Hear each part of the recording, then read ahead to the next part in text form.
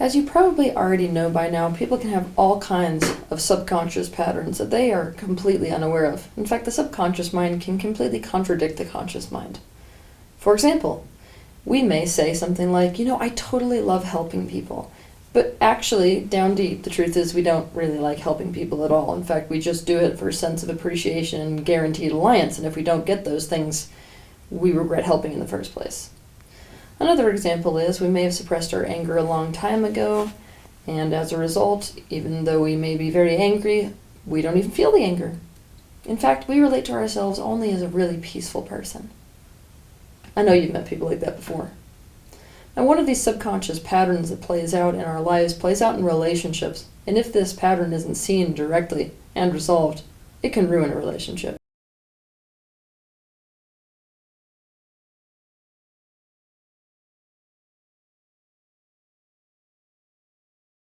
The pattern that makes you a foe on a subconscious level is needing to be the one to reflect someone's shadows to someone, or needing to be the one who calls them out or can call them out. Obviously, being in this position in somebody's life is a rather empowering position. It's a position that gives you a lot of pride. It's tempting to think that this is a loving position to hold in somebody else's life, when in fact, there can be, and often are, deep, deep shadows involved in why you want to occupy that space in someone's life, and what you're getting out of it. People in the awareness community see shadow as two different things. Basically, they're using the same word for two different things. The first is what someone is unconscious of. The second is something about a person that is out of alignment or bad or wrong. If I had my way, we would no longer be using the same term for both of these states. Because the shadow is what you're unconscious of, right? Once you become conscious of it, we can no longer call it a shadow. So what are we really talking about when we're referring to something about a person that's out of alignment, bad, or wrong, according to our judgment? Obviously, anytime we have a judgment, we need to question it. That being said, sometimes you can accurately feel the offness of certain patterns within yourself or others, meaning that something a person is thinking, saying, or doing is not in alignment with their desires, well-being, and perhaps the well-being of others. This pattern of being out of alignment in some way is what many people call the shadow, but what I would prefer is if we called this someone's misalignment. What we have to consider is that the reason that we perceive something to be off about somebody else may actually be because of something that is off about us. So often when we see something that is bad, wrong, or out of alignment with somebody else, what's actually happening there is that they are out of alignment with what we want for them. Now here's the thing, our desires for what we want for somebody are so often because of what we want for ourselves. So it really has nothing to do with that other person. A better way of putting this is that we run the risk of thinking that somebody else is misaligned in conditions when actually what they're misaligned with is not their own desires and their own needs and their own well-being, but actually our overlay. To understand this in depth, watch my video titled Overlay, What Prevents You from Having a Real Relationship. When it comes to this particular pattern that I'm going to talk about today, it is you that is actually in a state of misalignment, looking at somebody else in terms of their misalignment. It is obvious that if people are close to us, they may perceive things about us that we're not aware of. They may see where we are misaligned. When a person in our life really loves us, the energy behind them making us aware of these things is an assist. It feels pure because there's no subconscious strategy on their end. But if there is a subconscious strategy behind this reflection, no matter how much the person thinks they're telling us what they're telling us for our own good, it will feel like they're taking something away from us instead of adding to our well-being by assisting us. Taking pride in or being identified with being the one in someone's life that can reflect their shadow to them, being the one who calls them on their shit, feels bad because it's actually a power play. Inherent in it is the energy of I challenge and oppose you instead of I assist you. If you have this particular shadow about yourself, this identification with being this person in somebody else's life, the truth down deep at the core is that you don't trust anyone.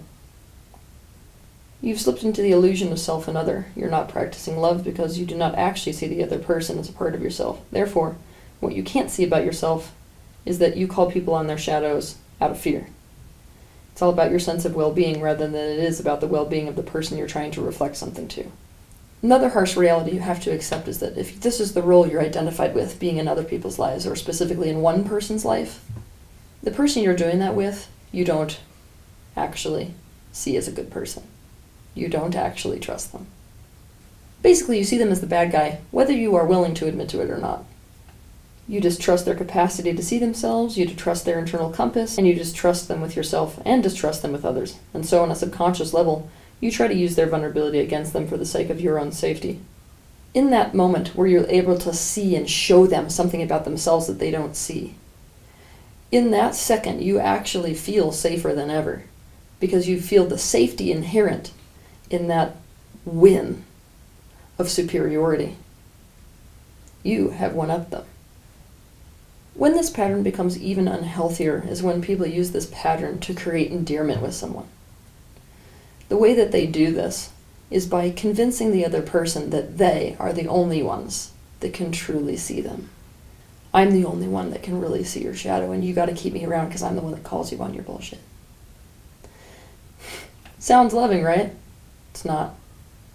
It means you see yourself as indispensable to them, and then try to convince them that you're indispensable, and that they must defer to your judgment, specifically because no one else is as good at seeing their shadow, and therefore no one else can really see them as clearly as you can. This isolates them. Their health and well-being now depends on keeping you around to see the bad and wrong things about them that they cannot see about themselves. The underlying message here that's being conveyed is, I'm the one that really sees you, and it just so happens that it's not so good. If you're one of the people who establishes this type of patterns in relationships, the truth is you don't actually see them at all.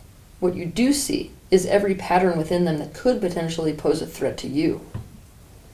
This subconscious pattern is much easier to see in circumstances where you have a person who's in a position of recognized power.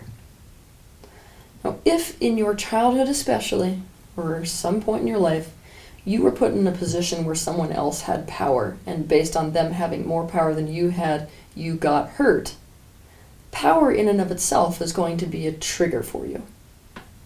Essentially what I need you to recognize about yourself if you're in this pattern is that you don't recognize power as a good thing ever. It's only ever a bad thing. This means that all it takes for you to see somebody as a bad guy and to get into this pattern with them is for them to have more power than you, for them to be an achiever, for them to be a boss, for them to be an authority, for them to be an expert, for them to be more of anything, more beautiful, more wealthy, more famous. Anything that makes you perceive that they hold more power kicks you into this place where you see them as the bad guy, and thus react as if they are. A person's going to react to this if they have this pattern in one of two ways.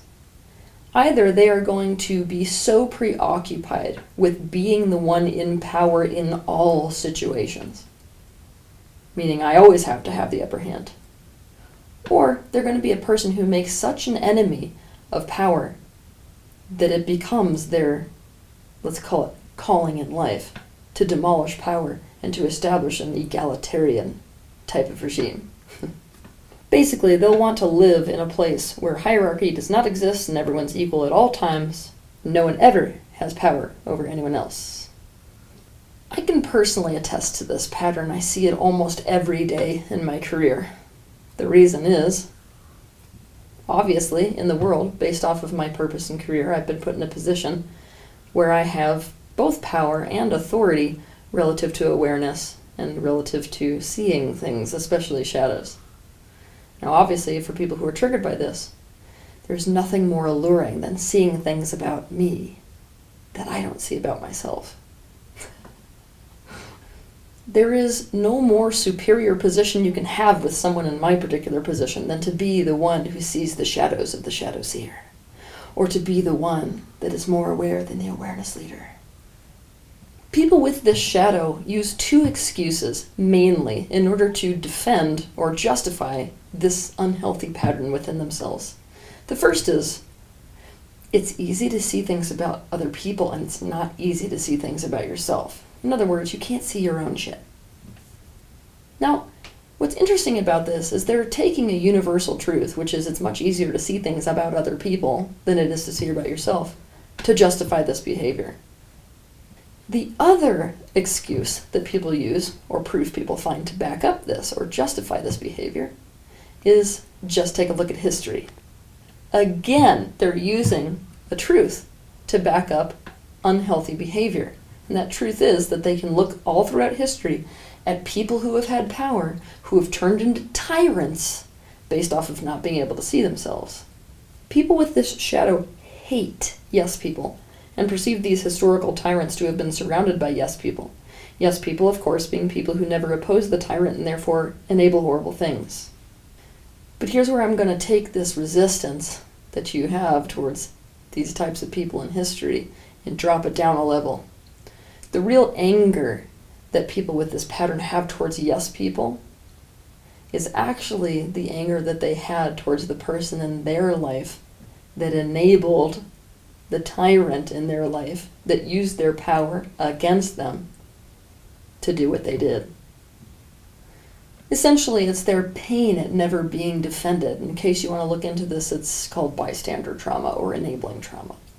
Due to all this pattern that I've just exposed to you, people with this pattern tend to play the devil's advocate, like all the time. Playing the devil's advocate in this scenario is an attempt to get someone they already see as the bad guy in a position of power to consider the other, which they perceive to be the underdog. Because they're identified with the underdog. What they're defending through devil's advocacy is really the disempowered part of themselves. Essentially, they try to keep you both safe and good by knocking you down so you never have power. It may be interesting for you to note something about this pattern of devil's advocacy if you know people in your life who like to play this pattern out and tend to always play the devil's advocate. I'm going to tell you a little bit about the psychology here, and I hope I can describe it in a way that you understand it. People who play devil's advocate tend to feel when someone's upset that the person on the other side of that upset is going to get hurt. Now, when they perceive that that person is going to get hurt, that makes them suddenly the perceived victim and thus the perceived underdog. Because they see themselves as the underdog, and that's actually where they identify, they will then go into a position of having to defend that person. So their alliance will be with the person whoever they're talking to is upset at. Now, the reason that it's super confusing, why the hell does this person defend that person, then 10 seconds later defend the other person, is they would do the same thing on the other side. If they were standing next to that person and they were upset at you, suddenly the upset suggests you could get hurt. The fact that you could get hurt means you're now the underdog, they identify with you, and they play the devil's advocate to that person. Okay, so basically, to summarize it very simply, the minute someone could get hurt, they become the underdog, the one that could get hurt. And thus, this makes the person identify with them and argue on behalf of them. Again, they will subconsciously be defending themselves in their position of perceived powerlessness vicariously. And now, just when you thought we had dug as deep as we could, we're going to have to go one layer deeper. When a child is put in a position where somebody in their life has this power and is using this power against them and it becomes an unsafe or a perceived to be unsafe situation, the child copes with this by letting go of their identity.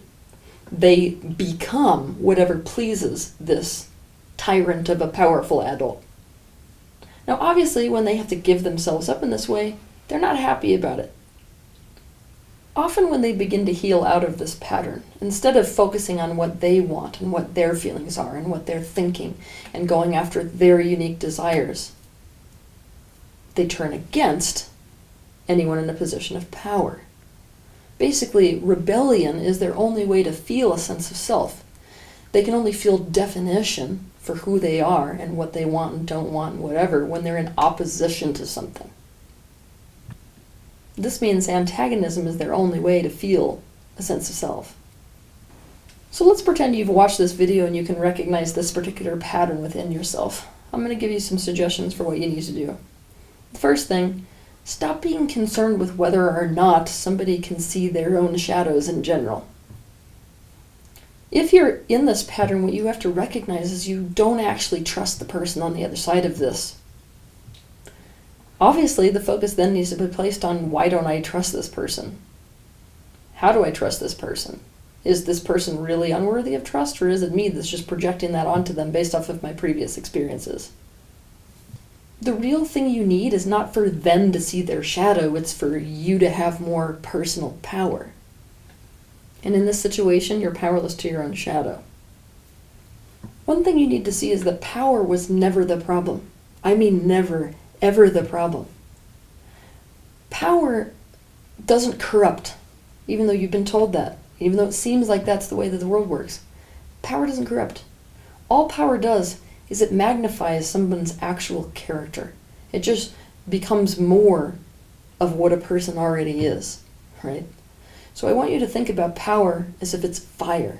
A person could possess a lot of fire, but obviously if that person wants to hurt someone, they're going to do something different with that fire than somebody who wants to make people feel good. So it's not about power, it's about the person who holds it and what their whole MO is. Perhaps the most important and critical thing for you to be doing is to focus on developing a healthy and a strong sense of self. For this reason, I have a few videos that will help you immensely if you have this pattern.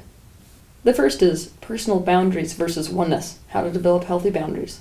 The second is how to be authentic, and the third is people are not all equal.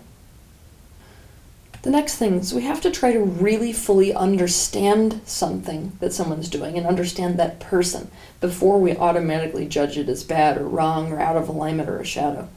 It's only after we face our own resistance to things that the truth about that thing can finally emerge. For example, let's say that we have a lot of judgment about dressing sexy. It's out of alignment with who that person should be. You can't actually know that until you face your own resistance to dressing sexy. Where did I get the idea that this isn't okay? Why do I feel it isn't okay? Facing the emotions, that reaction I have to it. It's only by facing your resistance that the actual truth about dressing sexy, in this case, will rise to the surface. The next thing you have to do is to practice love. Now, I know that that sounds like a new age, kind of a fairy tale-ish way of approaching the world. But here's the thing. To love somebody is to take them as a part of yourself. Now, if you really understand those words, I mean at a visceral level, you will see that it is probably the most difficult practice you could ever do. Ever. What practicing love does is it demolishes power dynamics. To understand more about this, you can feel free to watch my video titled, What is Love? When you are actually in the practice of love, the reflections you give someone, if you show them some place that you feel like they're misaligned, the energy you will be doing this with is not against them. It's going to be for them. And there's no way to fake this. If you are doing something for all of these subconscious reasons that I've just explained as part of the shadow, it doesn't matter if you say that it's for someone or if you even think it's for them. It will be completely obvious because of the energy behind it that it isn't. In other words, it's important to realize that we can be in complete denial, telling ourselves that something is for someone when it's really against them. Also, we can be in complete and total denial that we are doing something for the best interests of someone else when really the only reason we're doing it is for our own best interests. When someone does present an opposing opinion or show someone their shadows from outside this shadow, the flavor of it changes from a shadow to an assist. It doesn't register as a rebellion, as antagonism, or as a power play. Resolve this shadow within yourself, or else you will be a foe, not a friend.